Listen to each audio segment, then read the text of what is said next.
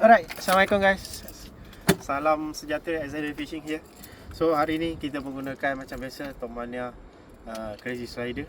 So alhamdulillah kita dapat seekor bujang. Ujang lah. Tolak kena hook. Okey. Inilah bujangnya dan seekor lagi ada kat belakang. Mana dia?